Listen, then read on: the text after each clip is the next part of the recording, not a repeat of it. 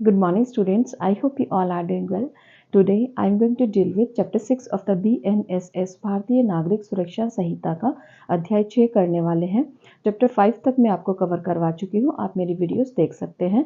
Chapter 1 preliminary प्रारंभिक, chapter 2 constitution of criminal codes की criminal codes की स्थापना, चैप्टर 3 की इनको पावर्स दे दी गई थी, powers of criminal codes, chapter 4 की aid to magistrate and police की पुलिस और मजिस्ट्रेट को कब आम जनता सहायता करने के लिए बाध्य है, चैप्टर 5 अरेस्ट के बारे में पढ़ा था। और आज हम पढ़ने वाले हैं चैप्टर 6 जो किस बारे में है कि यदि किसी भी पर्सन को न्यायालय में बुलाना है तो कौन कौन से प्रोसेसेस इशू किए जा सकते हैं, कौन सी आदेशिकाएं जारी की जा सकती हैं न्यायालय द्वारा। कि जब भी किसी पर्सन को कोर्ट में बुलाना होता है तो समन इशू करते हैं, वारंट इशू करते हैं या फिर उद्घोषणा जारी करते हैं यदि व्यक्ति इनके बावजूद भी नहीं आता है तो आइए स्टूडेंट चैप्टर 6 को स्टार्ट कर लेते हैं। चैप्टर 6 कहाँ से कहाँ तक दिया गया है? सेक्शन 63 से सेक्शन 93 तक दिया गया है। Name of the chapter is process to compel appearance. Process क्या होते हैं? प्रोसेस होते हैं समन्स, वारंट्स और प्रोक्लेमेशन की आदेशिकाएं जारी किया जाना न्यायालय द्वारा। कौन कौन सी आदेशिकाएं हो सकती हैं? समन्स हो सकते हैं, वारंट हो सकते हैं और प्रोक्लेमेशन यानी उद्घोषणा जारी की जा सकती है। यदि किसी भी पर्सन को न्यायालय में बुलाया जाता है तो उसको क्या इशू किया जाता है? समन्स इशू किया जाता है। यदि समन जारी करने पे भी वो पर्सन नहीं आता है तो वारंट इशू होता है और वारंट जारी करने पर भी वो पर्सन नहीं आता है तो उद्घोषणा जारी की जाती है, प्रोक्लेमेशन जारी की जाती है। तो ये जो चैप्टर है ये 4 पार्ट्स में डिवाइड किया गया है। इसका जो कैपिटल ए है उसमें समन्स के बारे में बताया है, कैपिटल बी वारंट के बारे में बताया है और कैपिटल सी उद्घोषणा प्रोक्लेमेशन के बारे में बताया है, कैपिटल डी अदर रूल्स। इन्हीं से संबंधित जो समन वारंट है उनसे संबंधित जो अदर रूल्स है उनके बारे में भी बताया गया है। तो इस चैप्टर को 4 भागों में विभाजित किया जा सकता है।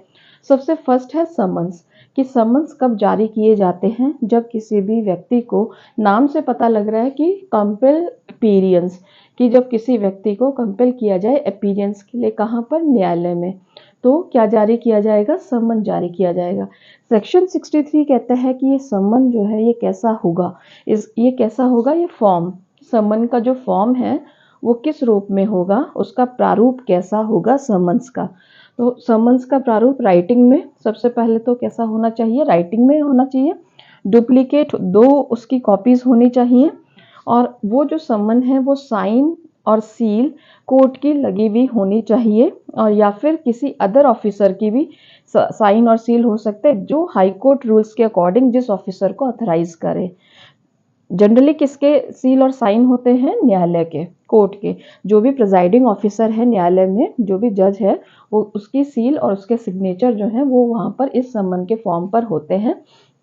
नेक्स्ट जो सेक्शन है 64, ये कहता है समन्स हाउ सर्व, कि समन्स जो है ये कैसे सर्व किए जाते हैं। हाउ सर्व, कैसे सर्व किए जाते हैं? तो ये पुलिस ऑफिसर द्वारा सर्व किए जाते हैं या फिर कोई भी ऑफिसर ऑफ द कोर्ट द्वारा सर्व किए जाते हैं। सर्व यानी उनका निष्पादन किया जाना। जिस पर्सन को समन इशू हुआ है, जारी हुआ है, उसको समन का दे दिया जाना। तो समन किसके द्वारा सर्व किया जाता है? उसको समन को दिया जाता है पुलिस ऑफिसर द्वारा या फिर ऑफिसर ऑफ द कोर्ट। और ऑफिसर ऑफ द कोर्ट कौन हो सकता है? या फिर कोई भी पब्लिक सर्वेंट भी हो सकता है जो राज्य सरकार रूल्स द्वारा, नियम द्वारा निर्धारित करे। तो वो ऑफिसर ऑफ कोर्ट या पब्लिक सर्वेंट भी समन का सर्व कर सकते हैं, बट जनरली कौन करता है? Police officer. क्योंकि जुडिशरी में अगर क्वेश्चन आता है तो आपका आंसर क्या होगा? Police officer. कि पुलिस ऑफिसर समन को क्या करता है? सर्व करता है। Next proviso. प्रोविजो क्या कहते हैं कि अगर ये जो समन सर्व किया गया है तो इनका एड्रेस वगैरह, ईमेल वगैरह, जिस भी पर्सन को सर्व होना है उसका रिकॉर्ड रखा जाता है, एक रजिस्टर में मेंटेन किया जाता है। तो वो रजिस्टर न्यायालय में हो सकता है या पुलिस स्टेशन जो है उसमें भी हो सकता है। नेक्स्ट सबसेक्शन 2 क्या कहता है सेक्शन 64 का कि सर्व्ड पर्सनली, कि समन को जब सर्व किया जाता है तो पर्सनल सर्विस का मतलब क्या है? उस पर्सन को डिलीवरी करके, उस समन की क्या करके, उसको डिलीवरी करके डुप्लीकेट कॉपी, 2 कॉपी में, यहाँ जब फॉर्म है यहाँ दिया है कि 2 कॉपी में होता है, वो इसीलिए होता है क्योंकि डुप्लीकेट कॉपी जो है उसको दे दी जाती है उस पर्सन को, और ओरिजिनल कॉपी पर सिग्नेचर करवा के वापस से वो जो सर्विंग पर्सन है, जो पुलिस ऑफिसर है, वो न्यायालय में उसको लाके जमा करना होता है।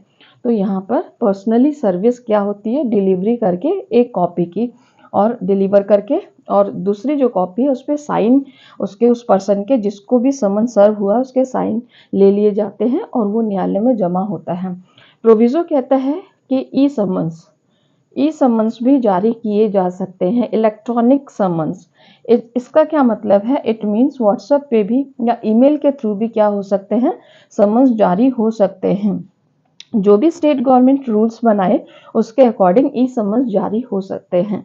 नेक्स्ट है सबसेक्शन 3 कि ये जो साइन है, जो दूसरी जो बैक ऑफ द समन्स की कॉपी है उस पर साइन करवाए हैं उस पर्सन के जिसको भी समन सर्व किया गया है, तो वो जो समन है जिस समन के बैक पर उस पर्सन के सिग्नेचर करवाए हैं वो न्यायालय में जमा की जाती है, और उसका ये प्रूफ है, ये एविडेंस के तौर पे कि उस पर्सन को ये समन सर्व हो चुका है। नेक्स्ट है सेक्शन 65, ये कहता है समन्स ऑन कॉर्पोरेट बॉडीज, कि कॉर्पोरेट बॉडीज कंपनीज हैं या फिर कोई भी फर्म है या कोई सोसाइटी है, तो उस पर समन की सर्विस कैसे की जाएगी।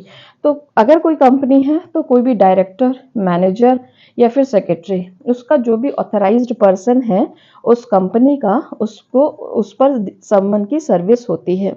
और या फिर रजिस्टर्ड पोस्ट से भी हो सकती है, यदि वो जो कंपनी है उसकी ब्रांच ऑफिसेज भी हैं उस कंपनी की, तो रजिस्टर्ड पोस्ट द्वारा भी क्या हो सकता है, समन की सर्विस हो सकती है।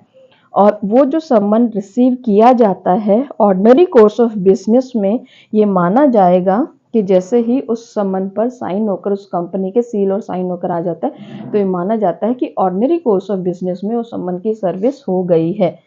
नेक्स्ट सबसेक्शन 2 कहता है कि फर्म और अदर एसोसिएशन है, तो उस पर फर्म पर सर्विस किस तरीके से होगी, तो पार्टनर पर सर्विस का मतलब उस फर्म पर सर्विस है कि उस फर्म के जो भी पार्टनर हैं, भागीदार हैं उस फर्म के, उस किसी भी एक पार्टनर पर सर्विस का मतलब क्या है कि उस फर्म पर उस समन्स की सर्विस हो चुकी है। या फिर कोई अदर एसोसिएशन है तो उस पर्सन पर, उसके पार्टनर पर क्या होती है, सर्विस होती है। तो ये क्वेश्चन भी आपसे पूछा जा सकता है कि फर्म के केस में पार्टनर पर सर्विस होती है। नेक्स्ट सेक्शन 66 कहता है service when person can not be found, कि उस समय सर्विस जब पर्सन मिल नहीं सकता है। इसका क्या मतलब हुआ कि यहाँ पर जब हमने समन्स की सर्विस की है तो वो पर्सन क्या है, वहाँ पर नहीं है। जिस पर्सन के नाम से समन इशू हुआ है वो पर्सन वहाँ पर नहीं है, मिल नहीं रहा है, तो फिर समन की सर्विस कैसे की जाएगी। If the person can not be found, अगर वो पर्सन नहीं मिलता है तो अडल्ट मेंबर पर सर्विस की जा सकती है। उसका कोई और घर का जो मेंबर है, जो अडल्ट है, उस पर क्या हो सकती है, उस पर समन्स की सर्विस हो सकती है। नेक्स्ट है एक्सप्लेनेशन। एक्सप्लेनेशन क्या कहती है कि सर्वेंट नॉट अडल्ट मेंबर, कि जो सर्वेंट है वो कभी भी क्या नहीं मानेंगे, उस फैमिली का मेंबर सर्वेंट को नहीं माना जाएगा और सर्वेंट पर सर्विस नहीं की जाएगी। समन की जो सर्विस है वो घर के अडल्ट मेंबर पर हो सकती है, बट सर्वेंट पर कभी भी समन की सर्विस नहीं होगी। और ये क्वेश्चन अक्सर जुडिशरी में पूछा जाता है कि जो सर्वेंट है क्या उस पर भी समन की सर्विस की जा सकती है। No, servant is not the member of that family, कि उस फैमिली का सर्वेंट जो है वो मेंबर नहीं है, इसलिए उस पर सर्विस नहीं की जा सकती है। नेक्स्ट सेक्शन 67, ये क्या कहता है, when service can not be affected under section 64, 65 और 66, कि जब ये जो हमने समन सर्विस की है 64, 65, 66 में, ये इस तरीके से सर्विस नहीं हो सकती है। क्या मतलब हुआ इसका, कि जिस भी पर्सन को समन की सर्विस होनी है वो पर्सन नहीं मिल रहा है, या फिर घर में और कोई भी मेंबर प्रेजेंट नहीं है, कोई भी अडल्ट मेंबर घर में नहीं है, तो फिर समन की सर्विस कैसे की जाएगी। तो इन्होंने कहा यहाँ पर सेक्शन 67 में कि किसी ऐसे घर के कॉन्स्पिशियस पार्ट पर, यानी सदृश्य पार्ट पर, जो ऐसा पार्ट हो जो दिखता हो, तो उसके फ्रंट डोर पर उस समन्स को चिपका कर की जाएगी। Affix on some conspicuous part of the house, घर के कॉन्स्पिशियस पार्ट पर चिपकाकर उस समन की सर्विस की जाएगी सेक्शन 67 में।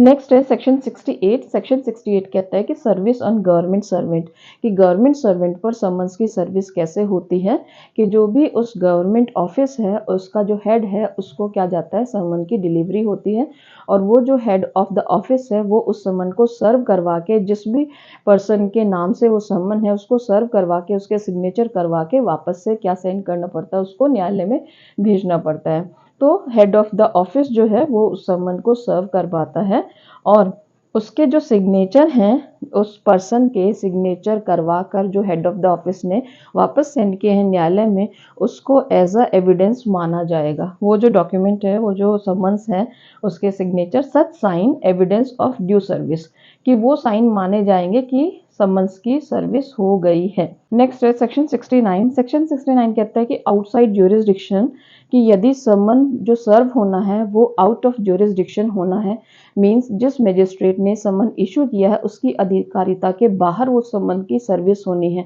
वो जो पर्सन है वो उस मजिस्ट्रेट की अधिकारिता में नहीं रहता है, वो दूसरे मजिस्ट्रेट की अधिकारिता में रहता है, तो फिर समन की सर्विस कैसे की जाएगी। तो यहाँ पर किसको सेंड किया जाएगा, वो जो समन है वो मजिस्ट्रेट को, जिस भी मजिस्ट्रेट की अधिकारिता में वो पर्सन रहता है उस न्यायालय को भेज दिया जाएगा। मीन्स जो जारी करने वाला न्यायालय है जो समन को इशू कर रहा है वो उस न्यायालय को भेजेगा जिसकी अधिकारिता में वो पर्सन रहता है। तो उस मजिस्ट्रेट को वो समन सेंड किया जाएगा और वहाँ का जो मजिस्ट्रेट है वो उस समन को सर्विस करवाएगा अपने रूल्स और रेगुलेशंस के अकॉर्डिंग। नेक्स्ट है, और वहाँ से जो जब सर्विस हो जाती है तो उसका आंसर हमें सेक्शन 70 में मिलेगा कि सर्विस होने के बाद का क्या प्रोसेस है। जब उस पर्सन को समन सर्व हो गया तो उसके बाद का क्या प्रोसेस है। तो सेक्शन 70 कहता है कि प्रूफ ऑफ सच सर्विस, कि कैसे उसको मानेंगे कि उस पर्सन पर वो समन क्या हो गया, सर्व हो चुका है। तो when serving officer not present, कि उस पर्सन ने, उस मजिस्ट्रेट के न्यायालय ने, जो दूसरे की अधिकारिता वाला मजिस्ट्रेट है उस न्यायालय ने अपने किसी ऑफिसर से उस समन को सर्व करवाया है और वो ऑफिसर वहां उस न्यायालय की अधिकारिता में, जिसने समन जारी किया है, उस न्यायालय में नहीं आ सकता है। उसका प्रूफ कौन देगा कि उस समन की सर्विस उस पर्सन ने कर दी है, उस ऑफिसर ने कर दी है। तो वो एक एफिडेविट जारी करता है, एफिडेविट लिखता है कि उसने उस समन की सर्विस कर दी है और ये इस बात का एविडेंस है कि मैंने उस समन की सर्विस कर दी है। तो वो ऑफिसर अपना एफिडेविट दे सकता है, ये सेक्शन 70 कहता है। और वो जो एफिडेविट है वो एविडेंस के तौर पर माना जाएगा उस न्यायालय में, उस फाइल में, उस रिकॉर्ड में एविडेंस के तौर पर रखा जाएगा जिस न्यायालय ने समन को जारी किया है। तो यहाँ पर सेक्शन 70 हमें उसका आंसर देता है कि किसी और की अधिकारिता में समन की सर्विस हो गई है, कि उसका क्या प्रूफ है। तो इसका आंसर हमें सेक्शन 70 में मिलता है। तो स्टूडेंट्स, इन सेक्शंस के कीवर्ड क्या हो सकते हैं पहले उनको देख लेते हैं, उसके बाद हम जुडिशरी में जो क्वेश्चंस पूछे जाते हैं उनको देखेंगे। तो सेक्शन 63 का कीवर्ड है फॉर्म, कि समन्स का जो प्रारूप है वो कैसा होगा, 63 का कीवर्ड है। 64 का कीवर्ड है पुलिस ऑफिसर। 64 का कीवर्ड है पुलिस ऑफिसर, कि पुलिस ऑफिसर जो है वो उसकी समन की सर्विस करता है। नेक्स्ट जो है 65, इसका कीवर्ड क्या है कि कंपनी या कॉरपोरेशन पर, कंपनी या कॉरपोरेशन इसका कीवर्ड है। नेक्स्ट 66 का कीवर्ड क्या है कि अडल्ट मेंबर, कि अडल्ट मेंबर पर इसकी सर्विस हो सकती है। और कब होगी ये, जब वो पर्सन जिसको समन सर्व हुआ है वो नहीं मिलता है, तो अडल्ट मेंबर। नेक्स्ट 67, इसका कीवर्ड क्या हो सकता है, इसका कीवर्ड है कि conspicuous part of the home, उस पर चिपका कर। ये जब ये तीनों ही तरीके से नहीं हो सकता है तो समन को चिपका कर, affix on the conspicuous part of the home, ये इसका कीवर्ड है। नेक्स्ट है 68, इसका कीवर्ड क्या है, हेड ऑफ द ऑफिस, कि हेड ऑफ द ऑफिस की गवर्नमेंट सर्वेंट पर सर्विस कैसे की जाएगी, किस तरीके से की जाएगी। तो गवर्नमेंट सर्वेंट भी इसका कीवर्ड हो सकता है कि उस पर समन कैसे सर्व होगा।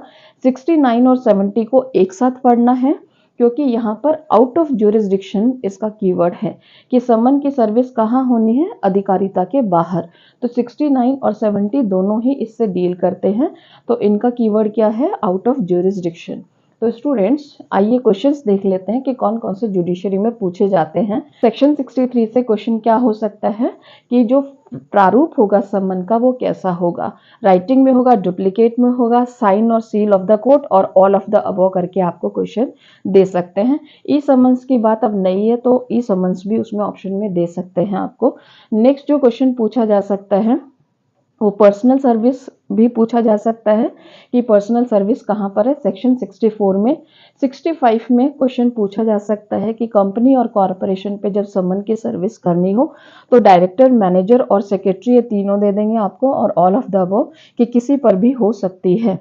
फर्म का भी दे सकते हैं क्वेश्चन कि फर्म जो होती है तो पार्टनर पर सर्विस होगी, जब फर्म के केस में पार्टनर पर सर्विस होगी। 66 से क्वेश्चन आता है अडल्ट मेंबर वाला कि एक सर्वेंट अडल्ट मेंबर होगा या नहीं होगा, उस पर सर्विस हो सकती है कि नहीं हो सकती है, ये क्वेश्चन पूछा जाता है। यहाँ 67 से मोस्ट इम्पॉर्टेंट क्वेश्चन है कि अगर इन तरीकों से समन की सर्विस नहीं हो सकती है तो फिर कैसे की जाएगी, उसके घर के दरवाजे पर चिपका कर की जाएगी।